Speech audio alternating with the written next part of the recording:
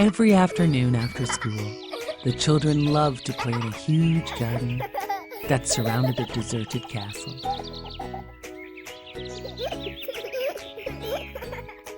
They loved to play there.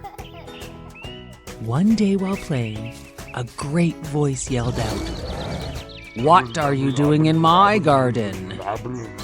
It seems the giant had returned back to his castle, and he did not want the children to play there.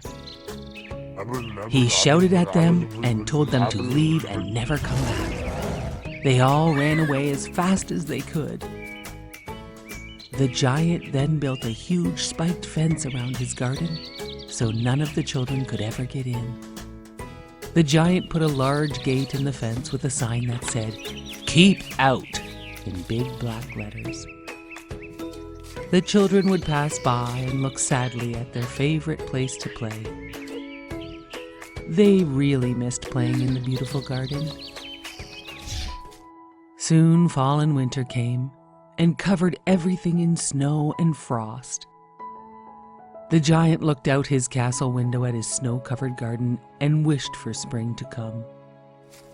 Spring did come, everywhere except in the giant's garden. The snow and frost were thrilled to have a place to stay forever. One morning, the giant was lying awake in bed when he heard a bird singing. He leapt from his bed to look out the window. His whole garden was in spring bloom. The snow and frost were finally gone.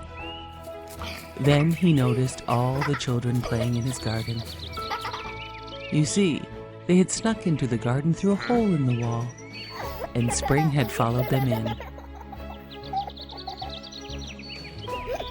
One little boy was crying because he could not climb the trees like all the other children. He was just too small to reach. The giant helped the small boy to the top of the tree. The little boy gave the giant a hug and a kiss and said thank you. The giant thought it was time to let the children play in his garden, so he knocked down the big wall. The children played every day in the giant's beautiful garden.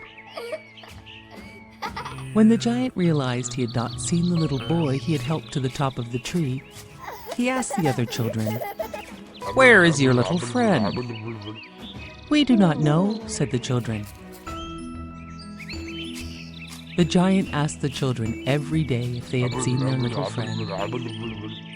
The children told the giant, "The only day we saw him was the day you knocked down the wall."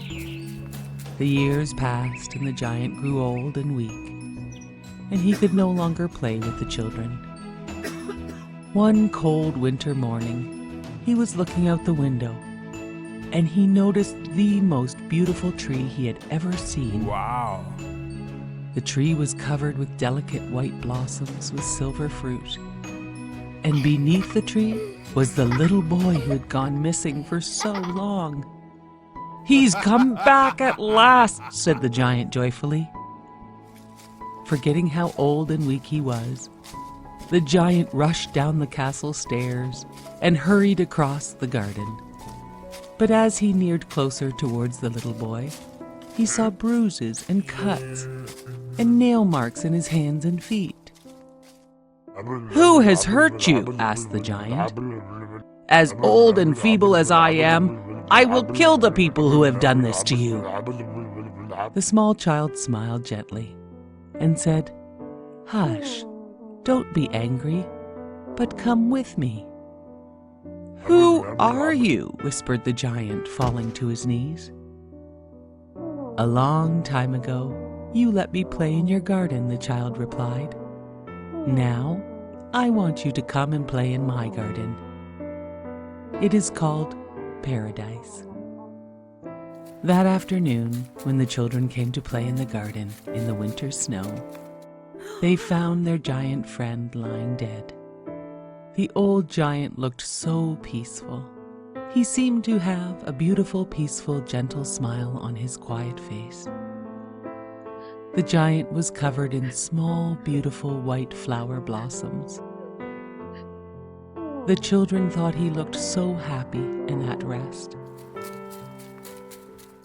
They said sweet prayers for him to be playing with children angels in a gorgeous paradise garden forever.